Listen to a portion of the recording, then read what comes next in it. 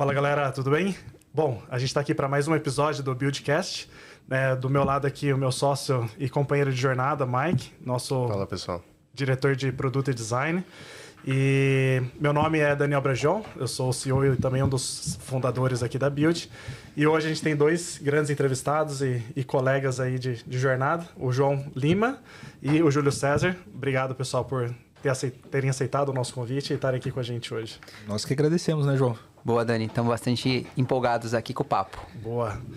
Pessoal, a ideia hoje é a gente fazer um bate-papo bem descontraído e falando um pouco dos desafios que vocês viveram, né, nessas longas jornadas nas carreiras de vocês.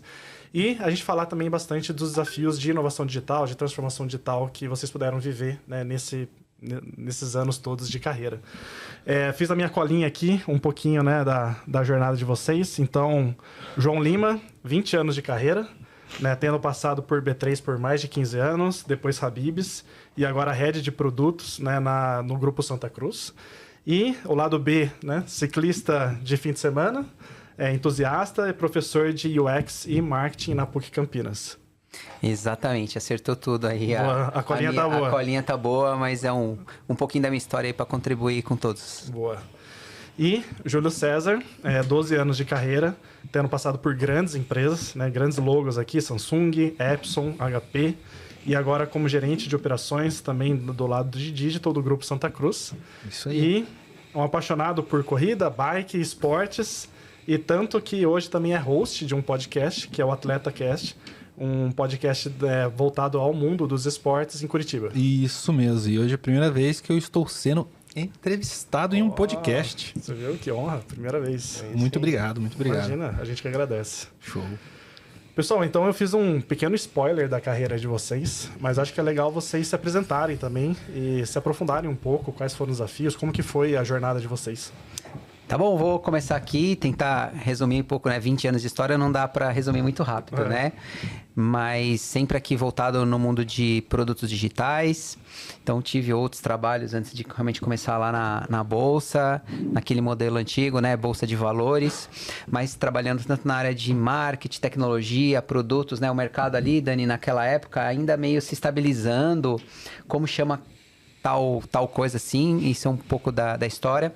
Mas foi legal que eu tive uma oportunidade de trabalhar tanto em negócios e tecnologia, sempre fazendo essa ponte. Então, traduzindo ali o que o negócio queria, chegava de maneira bagunçada, não muito diferente de como é hoje, mas meu papel era fazer essa interlocução e transformar em tela, em requisito, e falar muito com tecnologia. Eu sempre...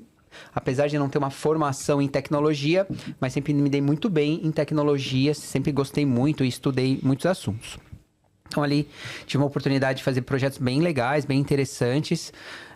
Participei na história ali da evolução e maturidade do mercado financeiro de investimentos no Brasil, em alguns projetos com corretoras, banco, Tesouro Nacional, educação financeira.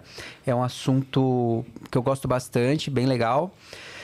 E ali, muito tempo de história realmente, e aí a empresa foi adquirindo outras marcas, foi juntando, e quando eu saí era a B3, né? Uma empresa muito legal, aprendi muito em vários momentos de produtos mesmo, experiência do usuário e tecnologia. Passei um tempo no Habib's, também que Habib's, na verdade, é o grupo, né? O Grupo Gênios, são 4 marcas, e ali morando em marketing mesmo, olhando produtos, focado em vendas para classe C, trabalhando toda a experiência do usuário e tal. Então, cuidava de Habib's Ragazzo, Tenda ao Grill, que é uma churrascaria do grupo, Imita, uma marca de marmita. Então, tinha todos os canais digitais ali, seja em restaurante ou em ambiente digital. Então, liderando um time de UX, cuidava tanto dessa operação de entrada e saída de produtos para venda e melhorias de experiência e jornadas, cardápio, totem de autoatendimento. Foi uma experiência muito legal, sabe, pessoal? Gostei bastante. Quando você olha a cozinha literalmente, você aprende muitas coisas, porque você acha que ali, beleza, eu vou vender, mas aí você tem que entender no negócio. Tem picos de venda. Cara, coisa que eu aprendi, o usuário com fome é horrível, ele quer comer na hora, entendeu? Então... Fica ansioso. Fica ansioso, exatamente. Então, não deixe as pessoas com fome, tá? Então, isso que eu mais aprendi ali. E agora estou bem contente também, né, no ramo farmacêutico, ali, distribuição de farmácias, é um tema, outra indústria que eu estou reaprendendo a questões de negócio, mas toda a minha bagagem ali ao tempo de anos com produtos digitais, eu estou conseguindo olhar tanto a robustez tecnológica quanto a experiência venda comercial no ambiente digital.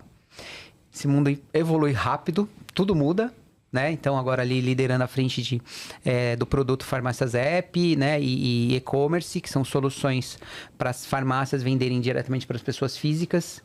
E muito empolgado aí em reaprender de novo tanto o negócio e contribuir com a experiência que eu tenho aí para alavancar os negócios. Estamos aqui. Boa, bem legal. Boa, legal. Eu penso assim, né? A gente escolhe uma carreira, né, que a gente quer seguir, mas no decorrer da jornada, a carreira que nos escolhe, né? Eu venho de uma área de administração, né? Comecei meu trabalho em grandes empresas também, né? Percorrendo ali a Samsung, Epson, HP, mas eu tive um case muito grande dentro do Bradesco. Acho que a gente não citou ali. Entrou na colinha. E dentro do Bradesco, foi onde tive o primeiro contato ali com tecnologia, foi o lançamento do cartão Elo, né? Então eu fazia toda a parte ali de atendimento ao consumidor, né? E como estava vindo essa frente do cartão Elo, eu queria pulverizar em estabelecimentos e não tinha tanto uma relevância no mercado. Então ali eu comecei a ir para um lado mais tecnológico e aprofundar também em dados para a gente entender qual que era a usabilidade disso para um consumidor. Porque o que eu entendia nesse cenário? A gente lançou um produto, só que a gente não tinha uma abrangência tão grande de comunicação, como que esse produto ia servir para o consumidor final. E até mesmo para o mercado, o estabelecimento que ia receber as maquininhas ou até mesmo as máquinas que aceitavam esse cartão. Então ali comecei para um lado da tecnologia também, querendo me aprofundar mais em dados.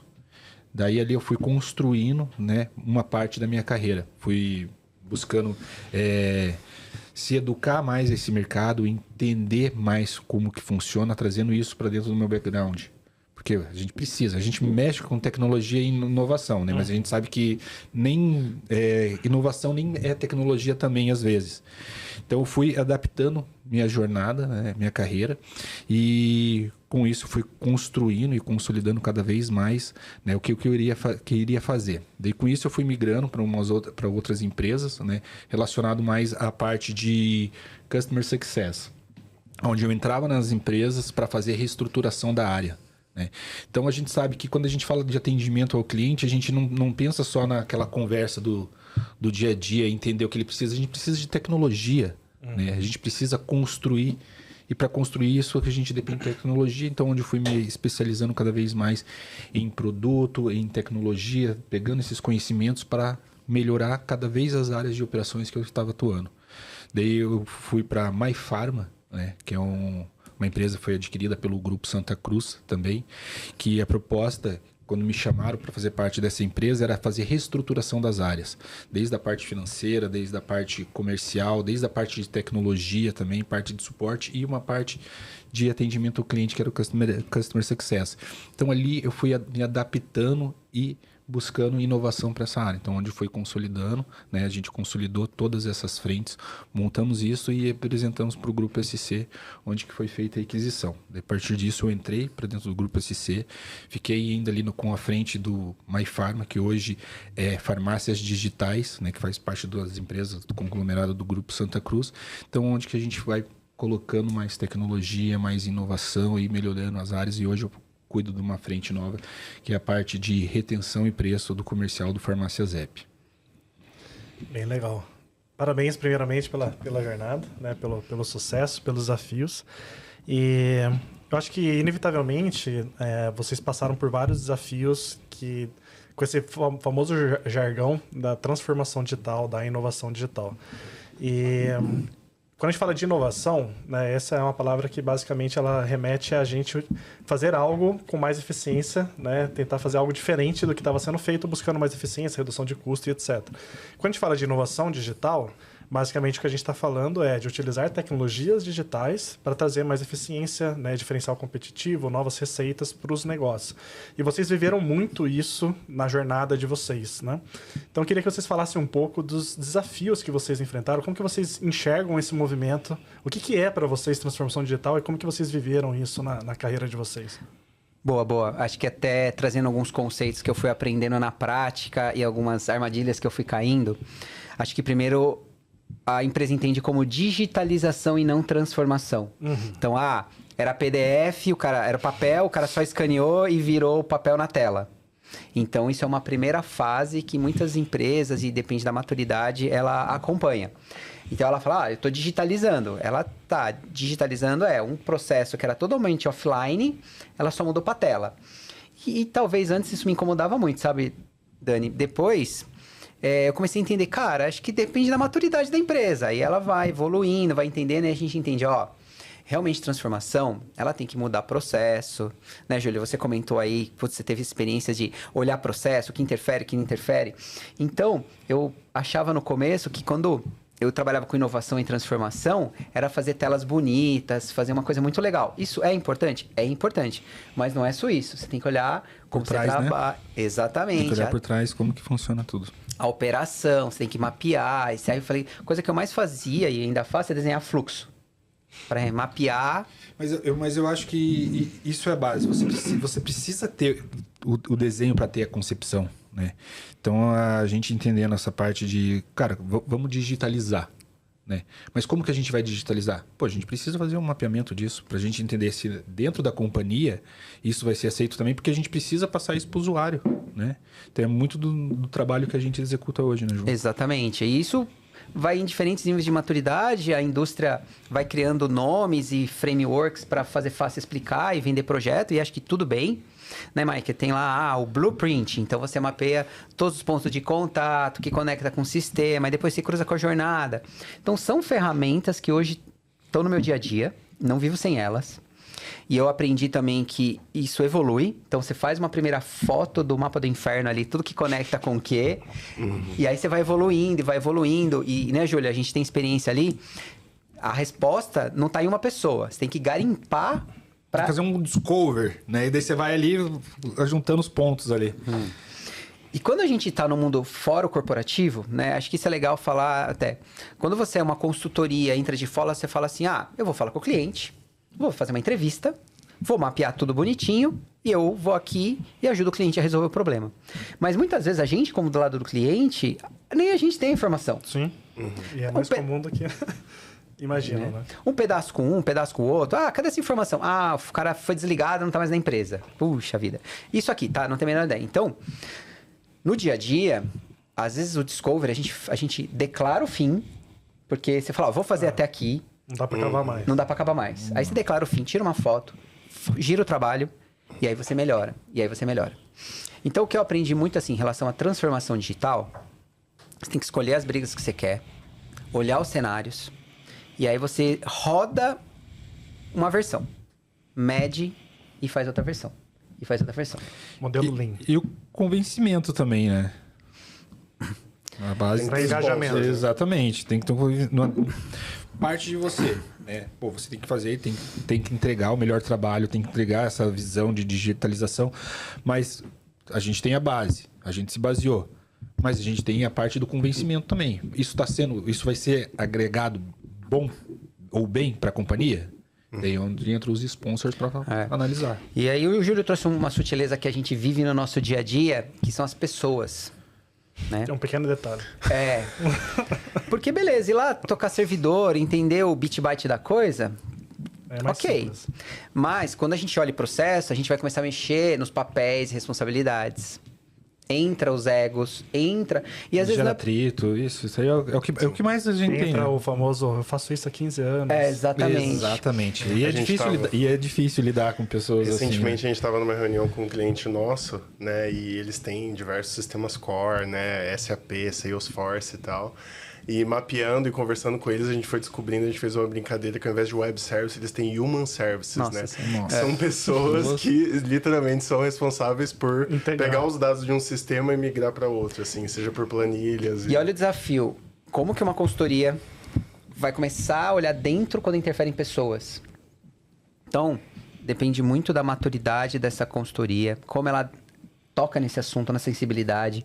Por isso que ela precisa de um sponsor interno muito forte, porque tem momentos muito sensíveis, que ali você mapeou e fala assim, cara, então, o exemplo que você deu do Human Service, entendi o sistema aqui, o legado, mas aqui é uma pessoa, e aí eu sou consultoria, como é que eu faço?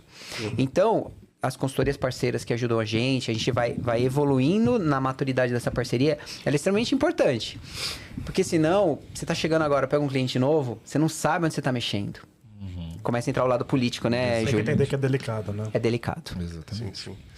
E eu achei interessante porque toda a nossa conversa, baseada na pergunta do Daniel, levou muito para tecnologia tem que resolver algum tipo de problema, né? A inovação. E você falou que às vezes até a inovação não passa por tecnologia necessariamente, né? E pegando um gancho nisso, eu queria perguntar para vocês, né? Então, João, trajetória do mercado financeiro, Júlio, marcas gigantescas. Algum case, alguma experiência que foi transformadora, marcante na trajetória de vocês, que vale a menção, que quando vocês lembram, você fala, cara, essa foi uma realização muito significante. Posso trazer um exemplo do mercado financeiro que eu vivi em bolsa. Bolsa, uma época, você analisava as cotações via papel. Então, você recebia um documento e você olhava o que a Petrobras subiu e desceu, quais foram os horários de pico. E aí, o trader, o investidor, ele fazia uma análise no jornalzinho que chegava no dia da mesa dele. E um dos trabalhos que eu tive... Você tá entregando a idade, hein, João? Não, eu vi no YouTube. Aí, Eu vi no museu B3. Museu B3, visitem, é bem legal. E aí, foi ter na digitalização. Então, consulta, baixar arquivo, olhar. Então, esse trabalho da nova formação do trader e as ferramentas, ele fazer uma análise estatística nas cotações, muito por tela e dados, e baixar e olhar. Mas teve um bom tempo, e recente, tá? Que teve que conviver com o papel e com o eletrônico. Para desligar o papel, demorou muito, né? Então, poxa, agora não, realmente não faz sentido, né? Pô, o cara vem em tela, mas a pessoa, além do gostar de tocar o papel, era como ele sabia trabalhar. Então, agora, nesse mundo, tem algoritmos fantásticos, ferramentas de comparativos. Então, esse mercado evoluiu demais. E aí, isso, né, foi um trabalho que eu acompanhei, olhei e ajudei de algumas formas, onde, né, como é que você acompanhava essa cotação numa experiência antiga e numa experiência, o que vai vir para frente agora, porque agora com a IA, né, legal falar esse tema também, muda a lógica, porque você vai ter ali algoritmos, pessoa física ou um investidor profissional, você vai jogar lá a informação e ele vai trazer vários insights para você. Que pode ser bons ou ruins, não sei. Até tomar decisão por você, Exatamente. né? Exatamente. Tomar decisão por você. Exatamente. Então, olha só em 10, 15 anos, como mudou os jeitos de trabalhar, como é que o produto acompanha essa evolução e como é que isso ressignificou toda a experiência. Tá? E isso é legal que o Bruno falou. No case que eu tive uma participação ali, que foi, né, dessa vinda do cartão Elo, né, da bandeira Elo ali do Bradesco. A gente tinha que fazer um trabalho de segmentação para entender como que estava a usabilidade do consumidor e também quais eram os estabelecimentos que tinha ali, que poderia fazer esse recebimento, né, do cartão ali. Na época a gente não falava muito de IA, não tinha IA. Né? Se tivesse IA na época, a gente conseguiria ter mais análise de dados, mais decisões tomadas em vez de a gente planilhar, né? Para a gente conseguir chegar em mais estabelecimentos e fazer campanhas também de incentivo, né? Para as pessoas começarem a utilizar o cartão Elo, porque era uma bandeira que estava vindo no mercado, alguns estabelecimentos aceitavam, só que nós não conseguíamos ter essa visibilidade. Então, a gente tinha que saber quais eram os números de clientes que tinha dentro do banco, que a gente oferecia esse cartão e como que era a rotatividade desse cartão dentro do mercado com os estabelecimentos que aceitavam. Então, como que era feito isso? A gente pegava esses dados que vinham ali pelo banco, né? A gente batia a quantidade de clientes que tinha. Pô, liberamos tantos cartões para esses clientes. Pô, era tudo na base da planilha. E a gente passava para os setores dentro do banco. Marketing, como que a gente vai fazer uma campanha relacionada para a marca, para a gente jogar para uma região do Brasil, ter mais pedidos desse cartão aqui para nós. Então, cara, era baseado em planilha, a gente pensou na inovação, só que a gente não tinha a tecnologia na época que hoje a IA nos favorece em muita tomada de decisões que a gente precisa hoje dentro da companhia que a gente atua. Bem legal. E, pessoal, ainda olhando um pouquinho para o passado, antes da gente entrar no hoje, né? O desafio de inovação, de transformação, o ganho de maturidade que a gente tem falado é realmente um desafio muito latente, né? Isso envolve vários aprendizados. Na visão de vocês, quais são, aonde que as empresas erram mais assim nesse processo, né? Onde estão as maiores falhas? O que elas deveriam fazer diferente? Vocês devem ter vivido muito aprendizados, né? Para vocês, algum marcou? Olha, Daniel, naquele momento eu acho que a gente deveria ter feito de tal forma, ou a empresa deveria ter olhado isso de alguma maneira diferente. Olha, aí, Mike, você vai me ajudar nesse ponto aqui, que eu coloco o ponto de vista do usuário ou cliente, né? Muitas decisões executivas são tomadas baseadas na experiência pessoal do executivo. Exatamente. Não passa na experiência do principal, que é o consumidor. Quem está lá na ponta, o usuário. O usuário. Então, isso é uma coisa que também é maturidade e referência. Então, eu vou te dar um exemplo muito prático aqui para o pessoal entender. Você faz um software, um sistema. Quando você manda para o executivo olhar, ele olha no computador dele, uma máquina parruda, uma conexão maravilhosa, numa luz perfeita. E aí ele olha e fala, não, tem que ser assim, tem que ser assado. Às vezes, na prática, aquele usuário vai usar, ele vai usar na rua, no celular, debaixo de chuva. Imagina lá o aplicativo do iFood, do motoboy, aceitando um pedido. Olha o contexto que ele tá. Na rua, em cima da moto, com o capacete, não ouvindo direito, tentando que aceitar um pedido.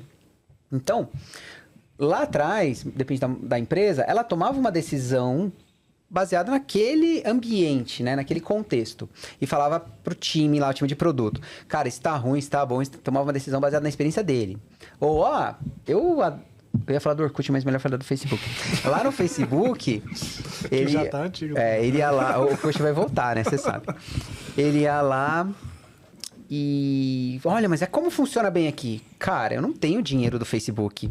Eu não sou estrutura do Facebook. Essa é a nossa realidade. Então, esse parâmetro também... Isso aconteceu muito ao longo da história, né, Mike? Acho que você já deve ter vivido coisas parecidas. Lá na hora de UX, tal, você está produzindo. Então, é isso. Entender, o meu mundo real é esse. O meu usuário tem esse contexto, esse momento. Então, o produto final vai ficar assim. Então, esse convencimento... E aí, eu também fui aprendendo, caindo em várias roubadas, como eu convenço a liderança do processo. Por isso que o storytelling, de como eu apresento, de como eu vendo o projeto, tem toda essa amarração.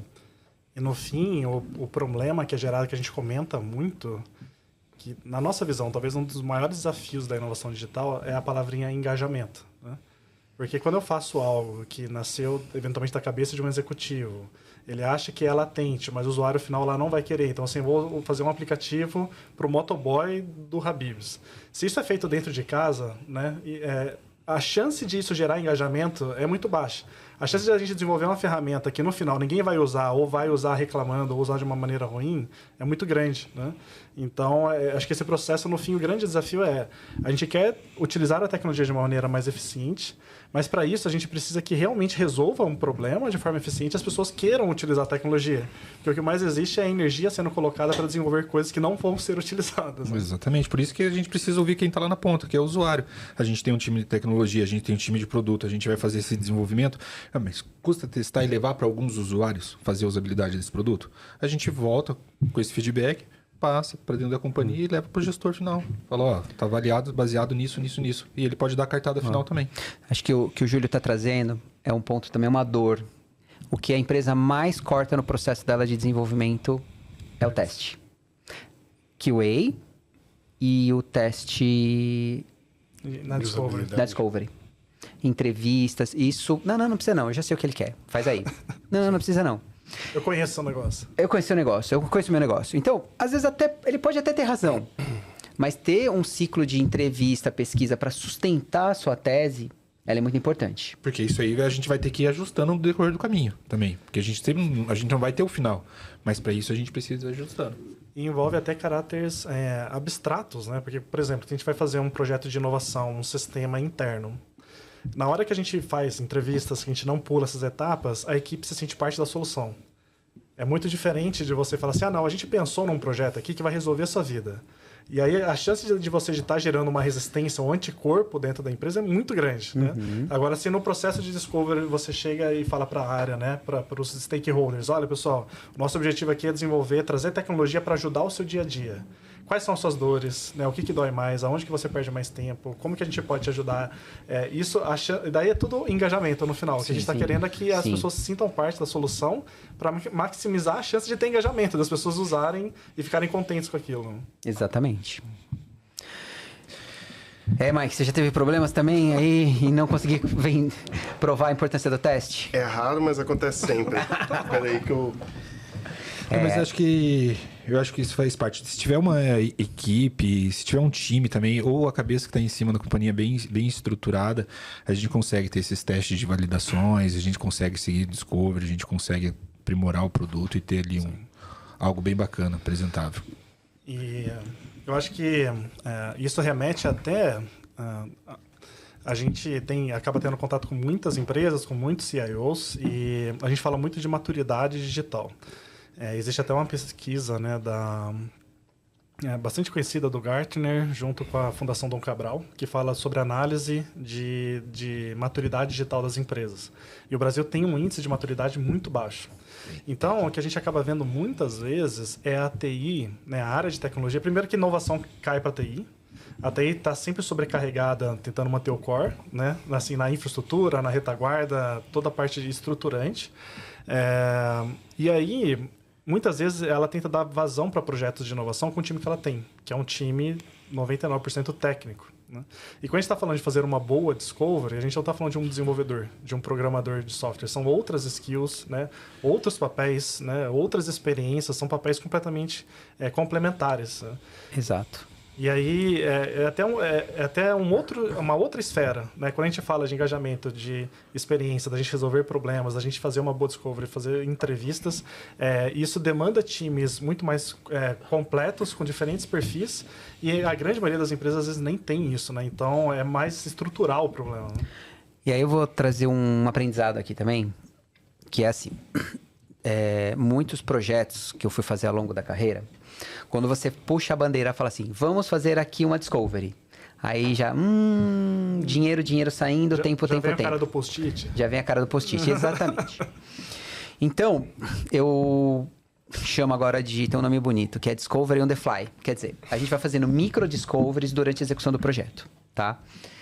É um jeito de se posicionar, onde a gente starta o projeto, e eu vou tendo micro-interações. Eu não falo para o executivo que é uma discovery, mas no fim é uma discovery travestida de micro-interações. Isso é uma maneira que eu encontrei para mostrar entregas rápidas, sem ter um marco. Vamos fazer uma discovery aqui. O delivery já começa no momento zero. O delivery já comentando, exatamente. Então isso passa mais fácil no planejamento. E ali o executivo vai vendo pequenas entregas, tá? Qual é o risco? Eu fazer uma entrega, um desenvolvimento que não vai servir para nada, desperdício. Né? E aí eu ser muito superficial na minha análise. Qual é a vantagem? Depende se a empresa não tem maturidade de entender a importância da discovery, depende da cultura da empresa, dá certo no final, né? Mas aí você precisa ter um bom time, maturidade de pessoas, e depois a gente pode falar de time, que pessoas também é o sucesso, né? Se você não tiver boas pessoas, formação, engajadas... processo é o que o Dani falou, engajamento. Precisa ter, justamente. Porque a gente vai segmentando para fazer as entregas, né? Pra gente não perder tempo fazendo uma entrega robusta, perdendo tempo, com um discovery gigantesco, e chegar lá na frente e falar, cara, isso não é válido. Também é o caixa que está saindo da empresa, né? Bem legal. Uma pergunta, João, na sua visão, por que você acha que as áreas de negócio... tem tanta resistência com esse tema de discovery? Eu já me deparei em diversas situações, diversos clientes do tipo, torcendo o nariz. Você acha que talvez o pessoal de produto, de experiência de usuário, designers, eles acabam engessando um pouco o processo e tentam adequar a realidade ao processo que eles querem do mundo ideal e não o contrário, de tentar adaptar o método à realidade e ao problema que precisa ser Eu acho resolvido. que teve execução ruim no passado recente, com junioridade na formação, junioridade das pessoas. E aí entra um outro questão. Com a evolução da transformação digital e a necessidade de novos produtos, muitas certificações e muitos cursos de vários... Ultra segmentação de profissionais, segmentação de profissional e formação. Eu brincava lá na Build que daqui a pouco ia ter o designer que ia desenhar um quadrado, o outro que ia pintar. E aí mas, seu exemplo é ótimo. Pensa só. Quando eu vou desenhar um quadrado, tem um conceito de design, cor de luz, cor disso, cor daquilo. Tem toda uma teoria que a gente ficou estudando e aprendendo. Então, quando a gente mais madurinho vai fazer um projeto, você tem a base científica e consegue navegar. Com exatamente o impulso da necessidade de mão de obra para digitalização e transformação. Muito certificação, microcursos. Então, hoje, a formação do cara é meio Lego. O cara sabe desenhar um quadrado e o outro só sabe pintar o quadrado porque eles fizeram esses cursos, como você bem disse aí. E aí, quando você precisa de um profissional que olha todo o contexto, ele não dá. Então, nas minhas experiências das empresas que eu trabalhei, muita gente fez errado. Gastou tempo, como o Júlio disse, vendeu a metodologia e não vendeu o resultado. E aí o executivo falou, cara, isso aqui não serve para nada. Só perda de tempo, energia. Só perda de tempo e energia. E aí queimou o filme. Entendeu? Meu entendimento é esse. Aí tem que desconstruir, trazer um nome diferente, um processo diferente para vencer as barreiras. Exatamente. Por isso que eu não ponho mais nos meus planejamentos discovery, pesquisa, eu ponho lá. Entrega tela XPTO. Como eu vou chegar no resultado, faz parte desse trabalho. Embutido ali no meio. Se tudo der certo, no final teve a entrega principal finalizada. Na Build tem ficado cada vez mais comum nos nossos clientes esse modelo dual track, né? Que é então a gente tem discovery contínua, desenvolvimento contínuo, né? Uma esteira alimentando a outra, né? Então a discovery sempre olhando um pouco mais para frente, duas sprints para frente, e a esteira de delivery executando aquilo que foi planejado. É um modelo que, ao meu ver, nos últimos anos, assim, nas experiências que a gente tem tido da Build, é o que mais funciona. Essa coisa cara, vamos ficar 3, 4 meses fazendo discovery de produto. Cara, acho que são poucas empresas que conseguem se dar esse luxo, assim. No Brasil já foi. Até na velocidade que muda, né? Você tá 4 meses planejando, já surgiu uma IA nova que vai contestar tudo. E aí, queria falar um pouquinho do presente, né? Então, falando especificamente dos desafios que vocês estão vivendo nesse segmento de varejo farma. Assim como todas as indústrias, essa é um segmento do mercado que está sofrendo muitas transformações digitais. Então, eu falando como usuário... Eu vou na farmácia, quando eu vou na farmácia é para buscar algum pedido que eu fiz. Né? Porque hoje os aplicativos das farmácias que eu uso têm sempre preço mais barato do que a farmácia física. Né? Então é uma indústria em transformação. Quais são os desafios que vocês estão vivendo nesse segmento hoje? Vou pegar a bola aqui e o Júlio vai bater. Mas assim, contexto geral. Envelhecimento da população. Vamos só olhar Brasil, tá? Então, aumento do tempo da expectativa de vida. Acesso mais barato às tecnologias. Expectativas geracionais. Então, aquela galera que antes entrou já na adoção de tecnologia, hoje são consumidores. Então, aqueles modelos de trabalhar online... já com a internet. Exatamente. Já estão tendo poder aquisitivo e consumindo. A própria indústria usando o acesso digital para acessar outros mercados fora aqui dos grandes centros, das cidades grandes. Então, metadados. Então, a indústria olha os metadados para também tomar decisões de negócio. Qual medicamento, qual região vende mais ou vende menos, em que sazonalidade. Isso, o acesso a essa informação ela fica mais fácil, mais barato e mais rápido.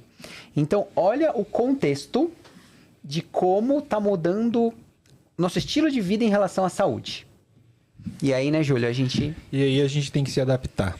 Como que a gente vai se adaptar a isso? Entendendo o usuário, o nosso consumidor. Vendo como que ele enxerga a tecnologia para ele. Também a gente sabe, se a gente pegar aqui São Paulo, algumas regiões extremas do Brasil, não vai ter o mesmo entendimento que tem um comércio aqui em São Paulo com a tecnologia para a gente chegar no Nordeste ali, uma farmácia pequena. Então a gente tem que entender o que cada um desses clientes, né, eles querem. E a gente se pautar em cima disso e mostrar a tecnologia que a gente pode oferecer para ele. Porque a tecnologia que a gente vai levar para ele, no final, é o aumento de vendas. Né?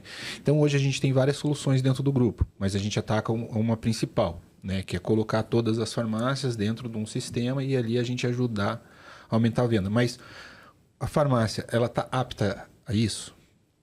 A gente não sabe. A gente precisa fazer o quê? A gente precisa entender os dados, como que funciona, né? E a capacidade.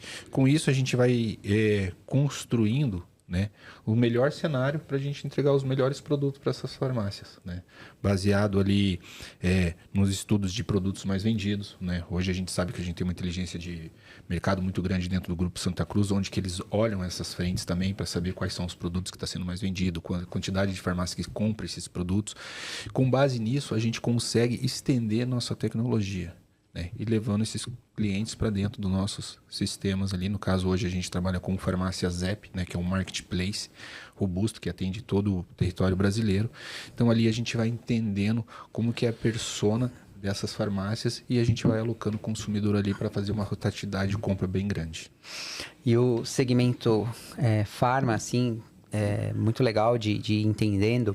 Você tem muitos perfis, né? Então, você tem desde aquele empresário que ou estudou o curso de farmácia, ele quer investir num negócio, é um negócio familiar. E eu entendi depois melhor um dos motivos porque tem muitas farmácias no mercado brasileiro. Porque a fricção de entrada, as barreiras de entrada para montar um negócio, elas são baixas. Então, em tese, eu tenho o dinheiro do investimento de estoque, tem algumas certificação, seu farmacêutico, ok, questões de vigilância, tudo isso no Brasil funciona muito fácil. E depois é alugar um ponto e começar. Então é uma baixa complexidade. Eu não preciso em grandes investimentos em tecnologia. É muito semelhante a restaurante. Por que se abre e fecha muito restaurante no Brasil? Porque é muito fácil abrir um restaurante. E eu trabalhei no mundo fast food e é muito difícil manter um restaurante. Então, o conhecimento para você abrir um restaurante, eu sei cozinhar, mas não é. Restaurante é administração pura. É pura administração. E farmácia também. É pura administração. Então, entender... É business, né? É negócio. Então, são dois segmentos, fazendo uma analogia, que são fácil de entrada, super complexo manter. Então, grandes números assim. Hoje temos ali 90 mil farmácias no mercado brasileiro. Deve chegar a 126 mil nos próximos 1 ano e meio, por causa daquele cenário que eu trouxe. Então... tem isso, mas hoje a experiência do empresário é naquela experiência de balcão, de dar o desconto, de negociar frente a frente. E quando a gente leva a tecnologia para eles, daí que muda o cenário, né, João? Exatamente. E aí a gente contribui com inteligência, com ferramenta. E sabe qual foi o tema que, quando a gente começou a trabalhar aqui nesse assunto, eu e o Júlio, a gente foi detalhando mais, onde a gente falou, cara, isso aqui precisa de muita atenção. A educação do empresário, do dono da farmácia. Porque a gente sabe que nem muitos conhecem sobre tecnologia, mas eles querem mais um canal de venda. Tá, mas a gente fornecendo um canal de venda para vocês vão saber trabalhar? Porque não é o mesmo tato que você tem no balcão de pegar um medicamento, bater no teu sistema ali. Ali não, você vai ter que fazer outra segmentação no teu modelo de negócio para você vender. Pô, você vai ter que saber trabalhar preço, você vai ter que saber trabalhar evidência de produto, você vai ter que saber trabalhar categoria. Para quê? Para posicionar a sua loja no mercado digital. E isso a gente se deparou aqui. Precisamos educar esses consumidores. Perfeito. A gente está falando um pouco da virtualização, da digitalização, e eu acho que o exemplo mais emblemático disso era da Blockbuster, né? As locadoras, né, que tinham muitos pontos físicos. Não sei, nunca ouvi falar. Nunca ouvi falar, então você não viveu essa época. Não vivi essa época. E de, sei lá, centenas de milhares de lojas foram para zero com os streamings, né? Então foi um mercado que foi 100% virtualizado, né? Ninguém mais compra mídia, né? Depois a gente começou a viver, acho que principalmente ali a pandemia, já há algum tempo antes, mas as dark kitchens, né? Então, assim, é um movimento de eu não quero ir no restaurante, eu quero pedir comida em casa, né? Então, eu posso ter uma cozinha escondida, você nem sabe onde é preparado, você torce para ser um lugar... Isso é arriscado, né? É um lugar limpo, né? Você cruza os dedos ali e fala, pô, será que esse lugar é bacana? Mas não existe o restaurante, né? Então, assim, só produz a comida. E eu acho que, no fim, tá todo mundo pensando sobre isso. Então, a gente atende hoje um cliente no mercado de feiras, eventos presenciais. Então, uma grande dúvida é, será que em algum momento as pessoas não vão querer mais estar fisicamente nos eventos? Será que a população vai estar cada vez mais virtual, querendo consumir de uma forma digital e virtual? Essa discussão existe no mundo farma? Cara, essa discussão, se estão presente ou não, eu não ouvi nesse tema. Mas colocando um contraponto aqui, eu acho que o cenário é o contrário. As pessoas querem mais o presencial nas interações. tá? Eu vejo um movimento muito grande de grandes eventos de várias indústrias pro presencial, com experiências... Em eventos, né? Em eventos, digital, experiências marcantes, empolgantes. Então, poxa, eu vejo assim, não tenho oportunidade de vir, eu tenho conteúdo. Mas assim, o conteúdo pelo conteúdo, você vai lá nas redes sociais, no YouTube, baixa e escuta. Agora, a experiência do evento, e aí o desafio no caso, a gente tem eventos do nosso segmento, tem tudo isso.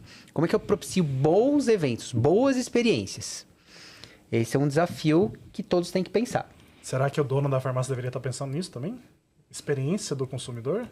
Porque app por app ele consome online, não vai mais na farmácia, né? Sim, não, todos nós temos, né, Estendo Júlio? a pergunta, tem alguma regulamentação que, por exemplo, inviabilizaria uma farmácia de operar sem um farmacêutico responsável fisicamente? Como coexistir a experiência das farmácias no mundo físico e digital? Hoje a legislação tem barreiras e controles, depende do tipo de segmento de medicamento, tem sim lá, e recolher a guia. Né? E aí, no futuro, um blockchain, tem N tecnologias que vão aparecer aí e vão resolver isso. Mas a gente está no... acho que eu conversei com o Júlio algumas vezes. A experiência que eu tive no mercado financeiro de transformação de muito amador para um mercado muito profissional, eu estou enxergando essa indústria da saúde agora. Tá? Então, a gente está no meio do olho do furacão entre alguns processos muito manual...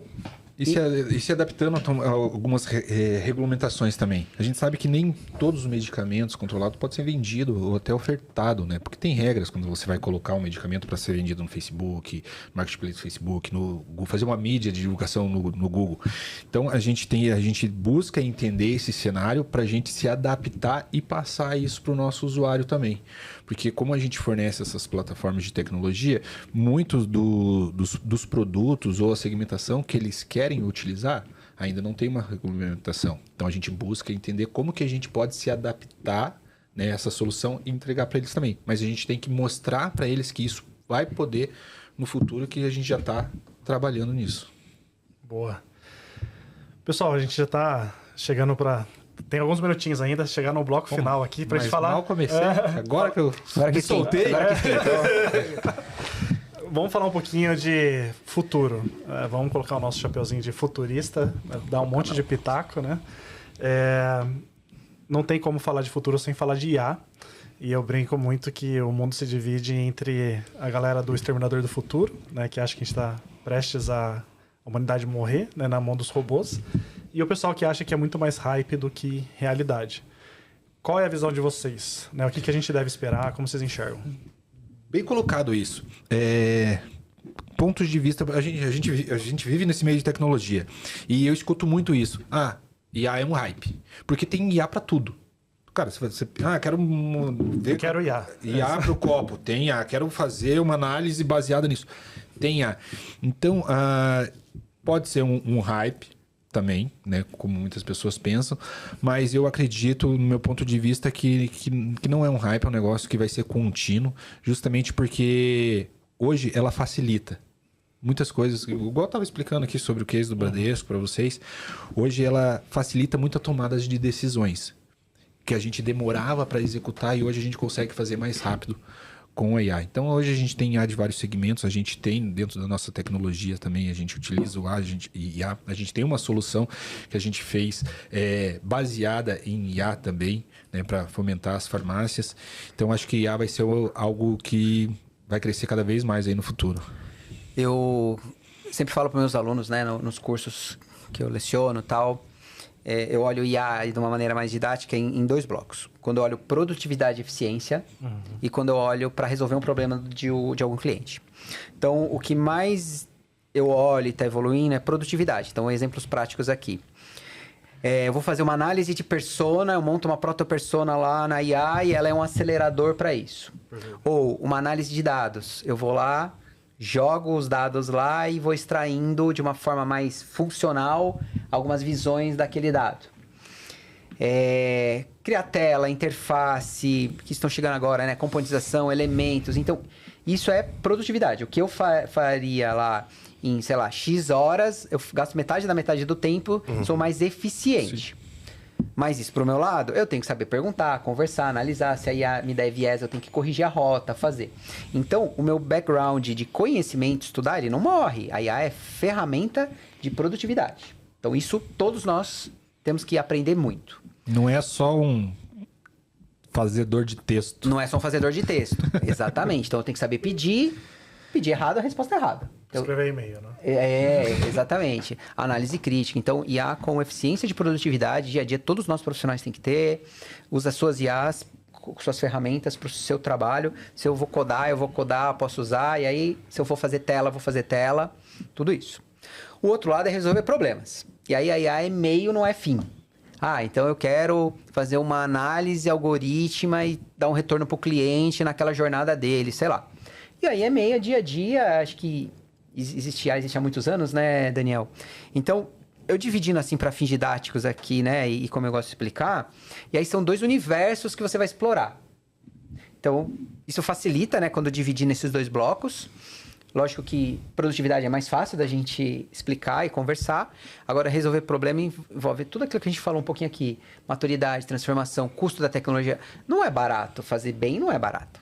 Fazer de qualquer jeito, mas fazer direito não é, né, Júlio? A gente tem projetos lá que é evolução, tentativa e revolução, então... Às vezes até inviabilizante o custo. Exatamente. Exatamente. Suas experiências aí, Julião?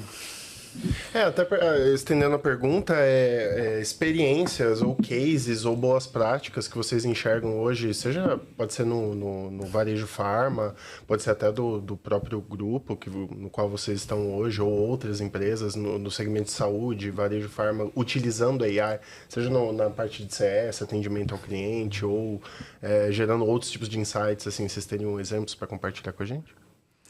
A gente tem recomendação de venda, quando monta uma loja, análise de receitas, o cara vai lá, lê, processa uma receita feita pelo médico e retorna. Acho que a gente até estava conversando, né, Daniel, algum tempo atrás, a gente tem uma solução lá que é o nosso WhatsApp, né, o chat e-commerce. Então a gente implementou dentro do chat e-commerce, né, o cliente está na farmácia, quer falar com a farmácia, quer comprar um medicamento. E hoje a gente sabe que para você, uma farmácia que não tem uma automatização, não tem um processo, não trabalha com IA, fica um negócio meio difícil operacional ali para eles. Porque, eu quero comprar um medicamento, vou te mandar a receita pelo WhatsApp, você vai pegar a foto da receita aqui no WhatsApp, você vai lá no teu sistema, você vai bater, vai ver qual que é o medicamento e vai passar para ele. Então a gente colocou a IA nesse nosso chat e-commerce para ela fazer a transcrição dessa receita. Então quando o cliente manda para a farmácia ali, o medicamento que ele quer, a gente já faz a transcrição dessa receita, a gente já mostra qual que é o medicamento com o valor. Então, isso facilita o processo operacional da farmácia. E já nesse fluxo, a gente já consegue, se o cliente quiser comprar, adquirir o produto, a gente já faz também a finalização da compra. Tudo isso baseado com IA. E vocês conseguiram treinar IA para entender letra de médico? Conseguimos treinar para entender letra de médico. Isso sim é um case de sucesso. Conseguimos. Não é só a receita digital, tem lá... Mas passou por vários testes, ajustes ali. Lógico, né? Não pode ser aquela escrita fechada. Tem que ser ali aquela legível, mas nem tão legível, né? Sim. Mas consegue interpretar. Mas é curioso, né? A gente falou muito sobre o quanto que inovação digital é sobre resolver problemas. Então, nas nossas rondagens, né, a gente vê muito a questão de a nossa diretoria está pedindo para a gente colocar IA. É FOMO, né? Então, assim, tá todo mundo querendo fazer alguma coisa de IA, mas não pode ser IA por IA, né? Assim, a gente tem que partir sempre... Tem que saber do conceito onde você quer colocar. Né? Qual é o problema que a gente está querendo resolver? Exatamente. A IA vai solucionar isso. Não, aí, e se a IA é o melhor caminho ou não. Exatamente. Porque às vezes nem é, né? Que aí entra a visão corporativa, executivo, o marketing de falar... estamos vendendo a IA, quer dizer, o meu produto tem IA acoplado. E assim, é o momento que a gente está de maturidade, isso vai acabar. IA é meio, não é fim. Né? Então, acho que é esse ponto. É mais uma ferramenta que surgiu. É uma ferramenta. O que importa é o resultado. Mas, maturidade, como as pessoas percebem, quando ela escuta a palavra IA, eu tenho uma geladeira que tem IA. Eu tenho uma máquina de lavar que tem IA. Parece que é muito mais bonito, entendeu? Sim, mas é o momento. Então, mas você sabe usar e para que serve aquilo? A pessoa não vai saber. Lavou minha roupa, tá ótimo, entendeu? Então, mas é o momento. Então, isso vai passar. Tivemos isso com outras tecnologias, né? Recentes aqui. Então, acho que assim, um pouco de paciência, entender. Porque no fim do dia o executivo ele quer visibilidade e falar que ele entregou um grande projeto através de IA. É uma história para contar. Sim. Sim. Tá? Temos um case, né? E o que a gente fala de IA também, que a gente está escutando muito, é os agentes de IA.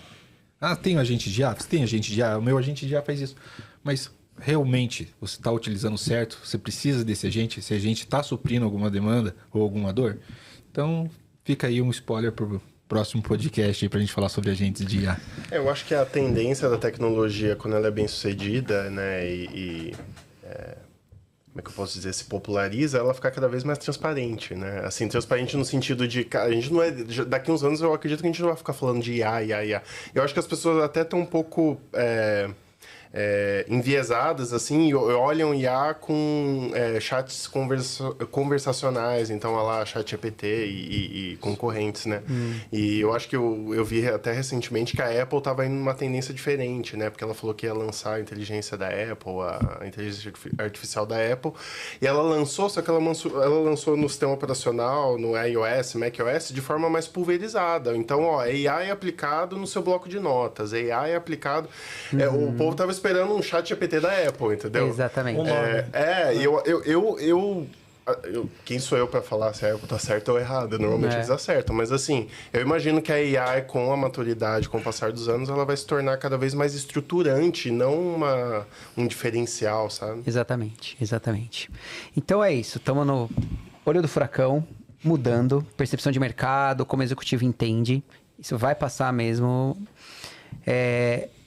Acho que a dica aqui tem que estudar, tem que testar, tem que aplicar, tem que orçar, ver que você para de pé a conta, porque IA bem feita não é barata. E aí a hora que o executivo olha, acho que a gente viveu isso recentemente no chatbot, árvore de decisão. Quando o cara via a conta, mas é mais caro, é tecnologia. Então, então peraí, mas você ganha escala, você ganha produtividade, eficiência. Então, muda como medir. E aí acho que é essa maturidade que o executivo tem que acompanhar. Sim. E acho que a gente, até na Build mesmo, a gente vive um pouco desse momento, porque o mercado de consultorias de inovação, tá todo mundo falando que tem o seu próprio framework de AI, tem a sua própria plataforma de AI, tá todo mundo querendo vender AI por AI. E a Build a gente tenta andar um pouco na contramão também, que é o quê? Hoje não tem nenhum profissional da Build que não utilize AI no dia a dia. Sim. Mas o nosso pitch não tá falando que a Build vai oferecer AI, assim. AI tem que ser mais uma ferramenta na nossa caixinha de ferramentas de soluções. Né? É tipo falar que seus profissionais usam computador, né? É tipo isso, né? A gente vai chegar.